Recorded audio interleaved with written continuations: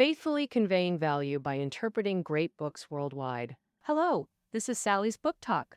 Today we're interpreting the book Golden Ball, subtitle Premier League Capital Insider, by renowned football journalist Yun Chang, former deputy editor of Titan Sports Weekly. He's Yun Chang, former deputy editor of Titan Sports Weekly. Do you usually watch football? Which team do you support? And are you familiar with the Premier League? Feel free to share your thoughts in the comments section. If you ask what the world's #1 sport is, many would say football.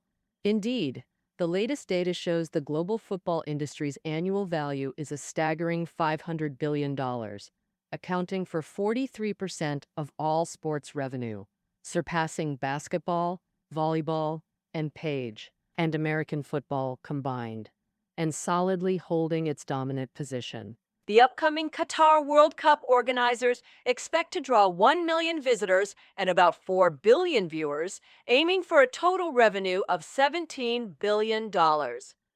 Football's rise to the top of the industry chain owes much to Britain. It's both the birthplace of modern football and a key driver of its professionalization and commercialization. Without the establishment of the Football Association in 1863, and the basic rules it set, without the creation of the Premier League in 1992, and without top clubs like Manchester United, Arsenal, and Chelsea, modern football wouldn't be what it is today. Even now, despite the England national team often falling short in international matches, the Premier League still leads Europe's top 5 leagues with its huge commercial value and social influence. So, how did the British spread football from their homeland to the world? What twists and turns were there along the way? And what role did capital play? Today, this book, Golden Ball, Premier League Capital Insider, will reveal the answers. I'll break this down into 2 parts, using the Premier League's founding in 1992 as a dividing line. The first part covers the rise of modern football and its journey to professionalization. The second part focuses on how commercialization transformed British football and reshaped the entire industry. Finally, I'll discuss the harms of over-commercialization and the future of football. All right, now let's dive into part 1, the rise of modern football and its professionalization. First, how did modern football come about? It's widely believed that modern football evolved from an ancient game played in English villages since the 14th century. This game was typically played between 2 villages, with each side marking out their own territory. Then they'd compete over a leather or wooden ball, basically any spherical object. Victory went to whichever team carried the ball into the opponent's core zone. No easy feat since ancient football had almost no rules. Players could use hands and feet, pull, shove, tackle, even fight with no restrictions. Whole villages joined in, creating utter chaos. To insiders, it was football. To outsiders, it looked like a massive brawl. But in the monotonous Middle Ages, this was rare entertainment. So how popular was it exactly? From the 14th to 17th centuries, English kings issued over 30 bans condemning its violence, renewed every decade, yet all proved useless. Villagers kept playing, completely ignoring the prohibitions. But football's roughness repelled nobles who favored tennis or equestrian. Following their lead, the urban middle class also rejected it. Football only entered respectable society during the Victorian era, first gaining upper-class acceptance. It then captivated the working class and urban middle class. Queen Victoria's reign from 1837 to 1901, 64 years, defined this Victorian age. This era saw British economic prosperity yet stifling social conservatism, especially in education. Elite schools like Eton, Harrow, and Rugby enforced strict discipline, unchallengeable teacher authority, rigid rules, and harsh punishment for minor violations. While this cultivated gentlemanly virtues, the oppressive strictness caused psychological harm and warped personalities. Matthew Arnold, Rugby's headmaster, recognized this first. His solution: encourage physical activity beyond classrooms. Arnold believed this released energy, built health, toughened resolve, and fostered teamwork. Multiple benefits at once. So folk sports were brought into rugby, football included. Soon, its high participation and intense competition made it a student favorite. Other public schools followed suit, sparking a football craze. Years later, some public school students entered universities like Cambridge and Oxford, bringing football with them. But new problems emerged. Different schools had different football rules. How could they play together? In 1848, university delegates gathered at Cambridge and created the Cambridge Rules. This code established football's first rule: only feet allowed. Using hands became rugby. Thus, the Cambridge Rules birthed both modern football and rugby, with Cambridge recognized as football's birthplace. Back then, only nobles or the wealthy attended these schools. Football was an elite sport. Graduates formed alumni clubs to keep playing. As clubs multiplied, coordination became necessary. So in October 1863, delegates from 11 clubs met in London to establish the Football Association, FA, the world's first football governing body. The FA focused on rules: 90-minute matches, 11 players per team, banning pulling, kicking, or fighting. It clarified goalkeeping, corner kicks, free kicks, and penalties, shaping modern football's framework. The FA also fiercely guarded football's purity. What did this mean? To these elites, football was spiritual. Players must never compete for money, rejecting professionalism and commercialization. Thus, for decades, British players were amateurs who paid to support clubs rather than earning salaries. But times changed, and these old ideas became outdated. As football spread to lower social classes, ordinary people embraced it. By the mid-19th century, football thrived in industrial cities like Manchester, Liverpool, and Blackburn, especially among workers. Worker-formed clubs multiplied. Some sold match tickets successfully, making workers wonder, why not play professionally for better pay? Alas, the FA remained stubborn. They ruled. Selling tickets was allowed, but proceeds could only fund club operations, not player payments, or face expulsion from football. This infuriated workers' clubs. They argued, workers earn little, sacrifice work hours to play, no pay is unreasonable. They threatened the FA. Stick to your elite stubbornness and we'll put on mass to form our own league. This tactic worked. In 1885, the FA allowed players' salaries. Professional players emerged, marking football's formal entry into professionalism. In 1888, history's first professional football league, the Football League, launched. Among its 12 founding teams were Everton, Aston Villa, and Blackburn, still active in the Premier League today. Professional leagues naturally drew larger crowds than amateur matches, and they didn't want to know. In 1892, the league expanded into first and second divisions, later adding third and fourth, with promotion and relegation systems. This heightened excitement, further boosting football's influence. Notably, players and fans were mostly workers then. Same class, stronger resonance. This industrial era legacy persists today. Arsenal's Gunners nickname comes from its armory worker origins. Sheffield United's Blades reflects its cutlery factory roots. So where did the elites go? Wealthy and high status, they scorned turning professional, sticking to amateur matches.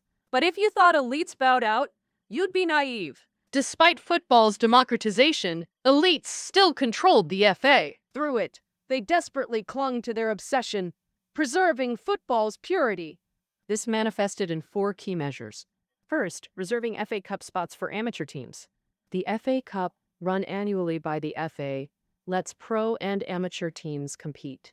Its knockout format breeds unpredictability and upsets. For example, in 2021, amateur team Chorley eliminated multiple pro teams, gaining massive attention. So upsets have long been a hallmark of the FA Cup. The second measure, equal ticket revenue sharing. The FA mandated that each match's ticket income be split evenly between home and away teams. A small club playing away against a big club could still claim half the ticket revenue. This restrained big clubs from leveraging their larger fan bases to widen gaps, ensuring mutual dependence and shared prosperity. This undoubtedly benefited football's healthy development. But 2 other measures sparked bigger controversies. First, a wage cap limiting players to £20 weekly. The FA justified it as preventing big clubs from luring stars to undermine fair competition. Yet pro players earned barely more than workers, breeding discontent among players and club executives alike. Second, the FA banned profit distribution to chairmen or shareholders, regardless of club success. Even if clubs folded, leftover assets went to other sports bodies, not back to investors. The FA's reasoning sounded noble. Football shouldn't be profit-driven, so owners were expected to run clubs purely on passion. These moves showed the FA reluctantly accepted professionalism but still resisted commercialization. Yet by the 20th century, football had globalized, its market ballooning and commercial value skyrocketing. Facing this, how long could the FA stubbornly reject commercialization? Part 2 covers British football's commercialisation journey. How did capital reshape football's landscape? This unfolded in 3 stages: siding the FA, elite clubs breaking away, and the international capital surge. First, stage 1. Sidelining the FA, which actually had vulnerabilities. Legally, the FA was a private body with no enforcement power over clubs. United clubs could easily overpower it. Some owners considered this, but toppling such a prestigious institution required perfect timing. As football's reach expanded, the opportunity arrived. By the early 20th century, football had swept across continental Europe. France, Germany, Netherlands, Italy, and Spain formed countless clubs competing domestically and internationally. So, someone suggested gathering top players from each country to form national teams for matches. In 1908, football became an official Olympic event, and England naturally won the first gold. But the British still preferred domestic leagues, showing little interest in national team games. They liked keeping to themselves and didn't want other countries involved. Meanwhile, the French had an internationalist spirit, pushing to organize global events. That's how the World Cup was born. The first World Cup was held in 1930. Due to the global economic crisis, European countries couldn't afford to host it, so it went to Uruguay in South America. 13 national teams from Europe, North America, and South America competed, and one of England skipped it, saying it was too far, and the host Uruguay took home the first trophy. British attitudes didn't shift until after World War II. During the war, matches stopped, players enlisted, and football declined. After the war, people craved release, and football quickly revived. National team games, packed with stars and high competition, became hugely popular. With all those stars and top-level play, they were a hit. Governments saw national teams as tools to boost national pride and unity, backing them heavily. Britain was no exception.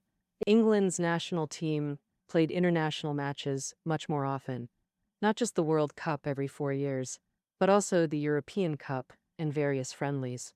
Players' frequent national duties inevitably hurt their club performance. Plus, if players got hurt in international games, clubs had to deal with the fallout. In short, players representing their countries only harmed clubs. So clubs strongly resisted and demanded the FA cut national team games to prioritize leagues. But the FA's style was stubborn. They just refused to change. This infuriated many clubs, who all turned to the League Committee, aiming to replace the FA with it. The FA League Committee was originally under the FA, made up of chairs from 92 professional clubs across 4 divisions. They handled day-to-day league management, but had no real control. And the Commons, but this time, all 92 clubs united to seize league control and transfer it to the League Committee. The FA thus lost control over the league. This cleared commercialization's path. The League Committee implemented reforms. Club chairs could draw salaries, shareholders received dividends. The equal ticket revenue split was abolished. All now went to home teams. The wage cap ceiling soared. Stars earned tens or hundreds of times more than workers, letting wealthy clubs splurge on talent. Gradually, star power consolidated the Big Five. Manchester United, Arsenal, Tottenham, Liverpool, and Everton. As it turned out, the elite club's appetite was insatiable. To grab more profit, they'd do anything. Thus began British football's second commercialization phase. Elite clubs breaking away. In the 1980s, football transformed. Clubs' main income shifted from tickets to broadcast fees. In 1988, UK's ITV paid £44 million to the League Committee for exclusive English League broadcast rights. How was this money divided? The committee allocated 50% to First Division clubs, 25% to second, and 25% to third or fourth, calling this revenue sharing. First Division clubs, especially the Big Five, resented this. They argued ITV paid for their elite status. So why share? They felt entitled to the lion's share. Elite clubs secretly plotted independence, backed by ITV amid cutthroat media wars for ratings. ETV knew an elite-only league would skyrocket viewership, so ITV promised astronomical fees if they succeeded. Broadcast fees. In 1992, 22 First Division clubs quit to form the Premier League, later trimming to 20 teams, keeping all broadcast revenue, no sharing. Ironically, the Premier League's first broadcast deal went not to ITV, but to its rival, Sky UK. Simple reason. Sky offered more, £350 million over 5 years, beating ITV's bid. The elite clubs were after money anyway. Highest bidder wins. After the Premier League's birth, English football saw 3 coexisting governing bodies. The Premier League Committee runs the top tier. The Football League Committee manages lower divisions. The FA, oldest of all, only handles the national team and FA Cup. These 3 bodies, unaffiliated and conflicting, constantly bicker and work at cross purposes. That's why English football, despite its strength, never unites, struggling in international competitions. Of course, elite clubs couldn't care less. For them, the Premier League meant thrilling matches, swelling fan bases, and skyrocketing club valuations. Manchester United proves it. Right before the Premier League launched, Man United went public. They then dominated, winning its first title. After retaining the title next year, United stocks soared from 10 pence to £3.85 per share, valuing the club over £47 million. Shareholders were ecstatic. Financially savvy beyond rising broadcast fees, United expanded revenue streams, starting with ticket sales. Their home, Old Trafford, expanded to 76,000 seats. More fans meant more tickets sold. United implemented tiered pricing: daily, monthly, seasonal, or annual tickets, standard seats or luxury boxes. Standard seats stayed affordable. Boxes for the wealthy cost far more. In 2006, an 8-seat luxury box cost £60,000 per season, now over £80,000. Pre-COVID, United's annual ticket revenue hit £100 million, 20% of total income, slightly below broadcast earnings. United's second revenue stream, global icons. In 1995, David Beckham debuted for United. His looks and skill made him a fan magnet. His 1999 marriage to Victoria Adams of the Spice Girls catapulted his fame beyond football. The book's author notes that Beckham fundamentally transformed football's ecosystem. Previously, global stars like Brazil's Pelé, Argentina's Maradona, and France's Platini emerged. But however famous, they remained football stars, their value confined to the sport. Beckham was different. He flooded commercials, attended shows for buzz, expanded influence across social classes, becoming a true pop icon. And Man United profited enormously. Estimates show Beckham generated £500 million for United during his 8-year tenure. In 2003, Beckham was poached by Spanish giants Real Madrid. United's market value plunged 50%. Fortunately, Cristiano Ronaldo filled the void, molded entirely using Beckham's blueprint. This was about fully mining a star's commercial potential. Today, a whole commercial chain orbits superstars, endorsements, jersey sales, film roles, and more. Thus, superstars became clubs' core assets, their valuations skyrocketing. Crucially, this isn't just market forces. Capital actively fuels it, which brings us to commercialization's third phase. When the Premier League launched in 1992, all 20 clubs were British-owned. By 2022, 15 clubs were foreign-owned. Investors came globally: US, Russia, UAE, Greece, Czech Republic, and others. No wonder fans call the Premier League a truly international competition. These foreign investors have varied motives, falling into three categories. First, profit-seeking. In 2005, America's Glazer family bought a 29.9% stake in United for £790 million, becoming majority owners. The Glazers treated United purely as a premium investment asset. Over 17 years, they've extracted about £1.1 billion from United.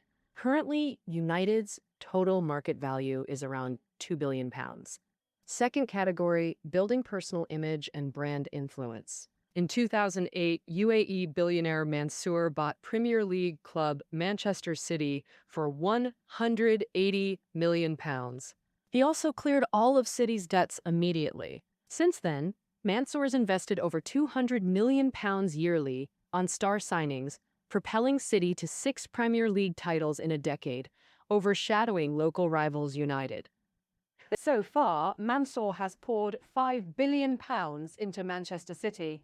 But what's he after? Mansour's Abu Dhabi group spans oil, gas, real estate, and more, ranked the world's second-largest consortium. So money's no object. He invested in Man City to build his image and shift perceptions of Middle Eastern tycoons. The Saudi PIF's takeover of Newcastle and Thailand's Shrivadana Prabha family buying Leicester had similar goals. SG's full ownership of Liverpool and Kronik's Arsenal acquisition aimed more at expanding brand influence. Remember, owning a Premier League club gives exposure no regular ad campaign can match. Compared to those investors, the third category's motives are far murkier and more complex. In July 2003, Russian oligarch Abramovich bought Chelsea outright at lightning speed. Rumors swirled instantly. Even today, his true motives remain elusive, often tied to his shadowy rise. Reports claim Abramovich made his first fortune during the USSR's collapse, with deep ties to oligarch Boris Berezovsky. When Russia cracked down on oligarchs in the early 2000s, Abramovich feared fallout, so he bought a Premier League club as protection. Over 19 years, Abramovich invested £4.3 billion, winning Chelsea 21 trophies, including Premier Leagues, FA Cups, and Champions Leagues. Chelsea rose from mid-table to elite status, making Abramovich globally famous, a shield ensuring his safety. Only in May 2022, amid geopolitical shifts, was Abramovich forced to sell Chelsea and exit the Premier League. He bought Chelsea for £130 million and sold for £2.5 billion, a 19-fold value increase. This epitomizes the Premier League's market value explosion. Deloitte reports, in 2021-22, Europe's top 5 leagues earned $15.6 billion total.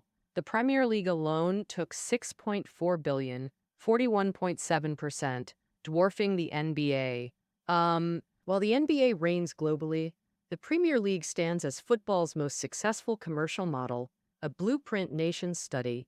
However, the side effects of over-commercialization have cast a shadow over the football industry, mainly in 3 ways. First, as capital flows to elite clubs, top players gather there too, making survival harder for small and medium-sized clubs. There's a risk that football becomes a game for just a few people. Second, the nature of capital is to chase profits, even at the cost of club interests. The Glazer family siphoning huge wealth from Manchester United is a prime example. Another big club, Arsenal, also suffered. Investors kept cashing out, tightening finances, forcing them to sell players just to survive, and performance never improved. Only in recent years, with increased investment in signings, things have gotten much better. The third and most critical problem is driving young fans away from the stadiums. To boost profits, Premier League ticket prices have skyrocketed, making attending games a luxury and pricing out younger fans with lower incomes.